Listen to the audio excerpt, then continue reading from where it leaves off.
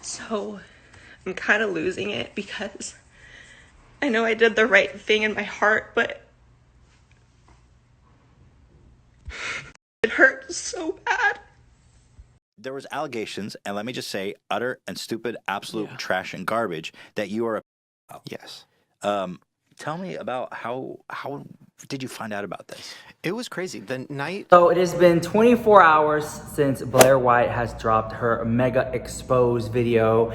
And interesting enough, Shane Dawson continues to lose subscribers. He's almost lost 1 million subscribers at this point. Last time I checked, he lost around 600,000 subscribers. And YouTuber Sanders Kennedy pointed out that Target has now dropped Shane Dawson books from their store. Target had put out a statement saying this: "We're committed to creating an experience in which all guests feel welcome and respected. We're in the process of removing these books from our assortment." So I wonder what's gonna happen next. So my opinion on the whole, when it comes to the makeup and Morphe, I do not think that Morphe would pull his makeup. I say that because when I look back at other scandals, they sometimes might pull it down, but then they put it back up. But I feel like Morphe might put it on 50% off or 75% off. I don't think they're just gonna totally just discontinue it. Like, I would be very, very shocked if they do, but I'm not sure. But at the same time, this drama, this scandal is way bigger than it was last year and the year before that. I finally got a chance to get on Twitter and just briefly look at what was going on because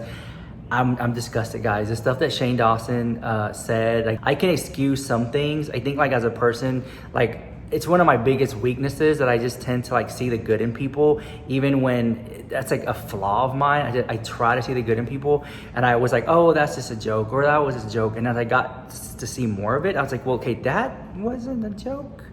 I can't defend it.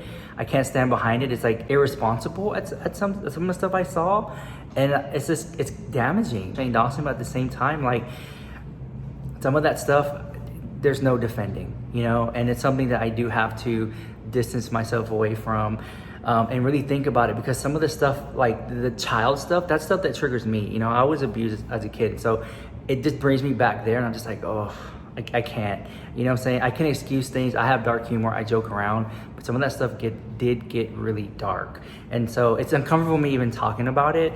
But I feel like Shane Dawson's career is, you know, a part of me doesn't even want to say it, because I always tend to see the good. I always like, okay, you know, will he rise like a phoenix out of the ashes? Like, will he come through? Will he make it through? But as of right now, I don't see Shane Dawson coming through this unless something were to happen or something were to change. I don't understand it. And a lot of people in the comments were saying, like, you know, why is this all coming out now? Why now? Why not last year or the year before that? My opinion on that is I feel like things are coming out now is because people have time. You know, people are not at work. People are at home. People are more awake than they were last year. And some people even said, yeah, people try to bring it up last year. People try to bring it up the year before that, but just no one listened. And then now it's made it to mainstream news, and then everyone's just reporting on it. I think it was a Breakfast Club even this morning even talked about Shane Dawson. There was allegations, and let me just say, utter and stupid, absolute trash and garbage that you are a. Yes. Tell me about how did you find out about this? It was crazy. The night before it happened, I got a DM from Keemstar. Really? And I thought, because I made a joke that day in a video saying, like, oh, Keemstar is going to DM me about being, because I flew out a fan who was 14 to my house. Interesting. And I made like a joke about it. What a twist. I know. And then 2 days before that, in a mukbang with Trisha Paytas. What's a mukbang? No, but I made a joke saying, like, you know, my friend was like, oh, people like you right now. And I'm like, well, it comes in waves. Like, in, you know, every 2 years people hate me. And I said, and it's ticking, like 2 years is coming. So, like, by tomorrow, something bad's going to happen. I'm going to have to be like, whatever. And literally, yeah, the next day. So Blair White went on to say this. Okay, so the video just went live, and I know that it is a lot to take in, and I don't know what's going to come from this, but I feel there are certain things that I should probably elaborate on here, because I know not everyone watches the entirety of YouTube videos, but I feel you probably should for this one. I just want to say that I see everyone sending me messages asking me to address the Shane stuff, particularly the clip justifying pedophilia, etc., and I understand that it's something that I need to 100% address. I pride myself on being a loyal friend, but there's a certain point which betrays myself if I allow it to be perceived that I endorse that or condone that, and I really, really don't. Certain things can absolutely be explained away as humor, and maybe in his head that was humor, but that one in particular, and then the Willow Smith thing was like, dude. And I get it, I have a channel. Like, I attack people for predatory behavior way less severe than that. So it does look crazy on my part if I don't say that that was bad just because that is a friend. So I'm here to say that was really bad. Particularly the podcast clip endorsing pedophilia, he kind of just went on, and it was really bad. And if the Smith family can't forgive him for the Willow Smith thing, I don't see why anyone else can explain it away as just funny or a joke. So I want to say that if you guys want me to do a video, I totally will. I'm highly, highly considering it, because how can I not with the kind of channel that I have? But it's very painful to see that coming out about someone that I liked. Today's video was by no means easy. I am not a drama channel. That is not to shade drama channels, but that's really not what I do. But like I said, there comes a point where if you're gonna let me know about crimes and expect me to be silent, I can't. I don't know if Jeffree took me for someone who hears that kind of thing and is able to not take action, but I think normal people, when they hear about these things and are shown receipts of these things, they kind of have to act on it. I can't imagine keeping that in. I can't imagine. I did keep it in for over a month, but it's made me sick, and it came to this point, and I don't regret what I said. What I said is 100% the truth in my experience, and it is what it is. I am resentful that I'm put in a position where I have to speak out about these things. I'd prefer not to. I'd prefer to not know what Jeffree told me. I'd prefer to not have to condemn a friend for this stuff that's coming out, but here I am. You know, if I'm gonna put up a clip of Peaches endorsing pedophilia or go into all the things Onision has done, big and small, that are predatory, obviously I can't be silent about this, because if I do, then I might as well just delete my channel now, right? All this just sucks so much. And today is not a good day for me. So I'm kind of losing it, because I know I did the right thing in my heart, but it hurt so bad to speak a word against Shane Dawson, because he's done so much for me. And if you would have told me a year ago I had to say any of the things I said about Shane, I wouldn't have believed it. But I have to stand by what I think is right, and I have to lay my head down at night. And this is, people treat it like it's tea, but this is all very serious subject matters. Jeffree is a demon, and I don't know what to think of Shane anymore.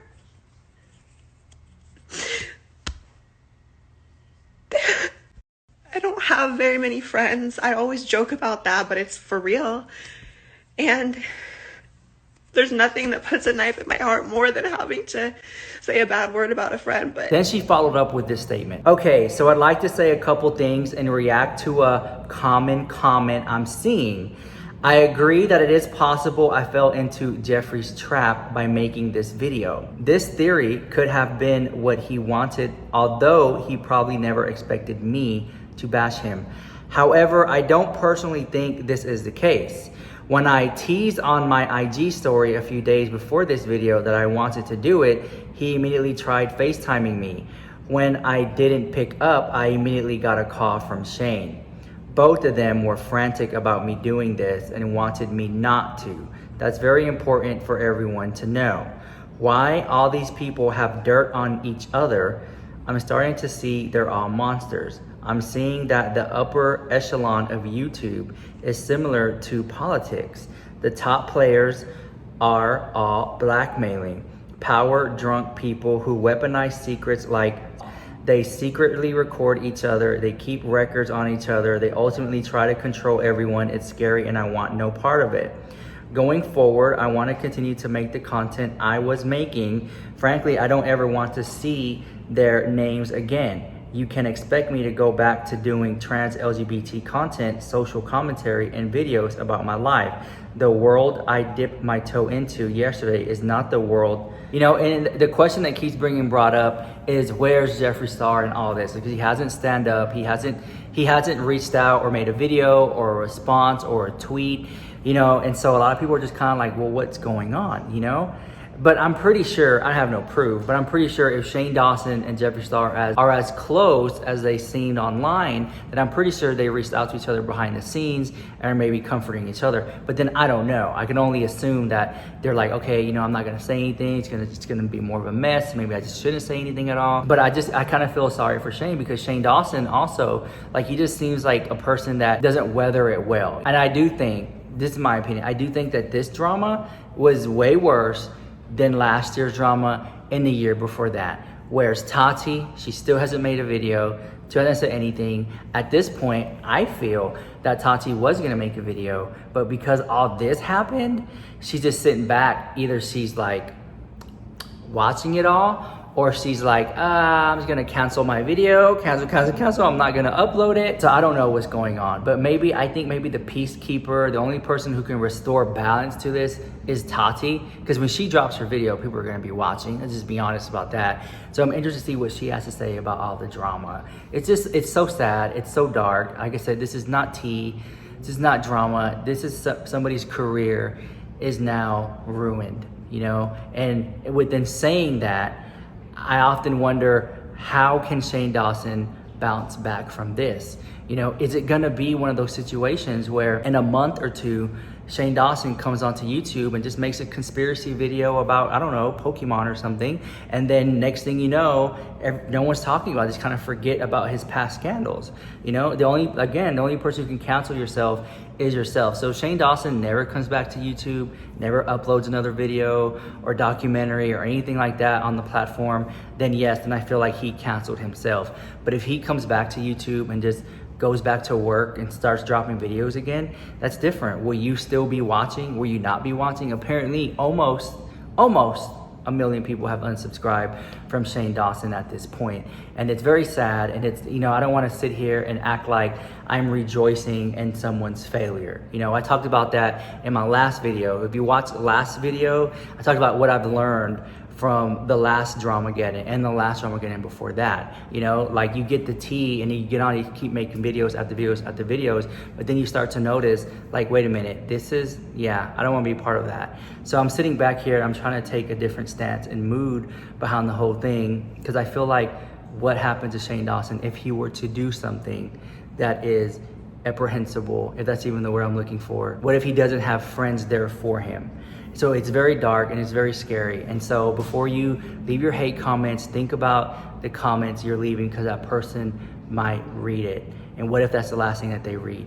Again, I'm not defending Shane Dawson. Some of the stuff that he said was absolutely disgusting, and it's not even worth mentioning or like showing up on here. It's just gross. And you know, I don't want to be a part of like showing that and keep it going. I just say I've seen the videos.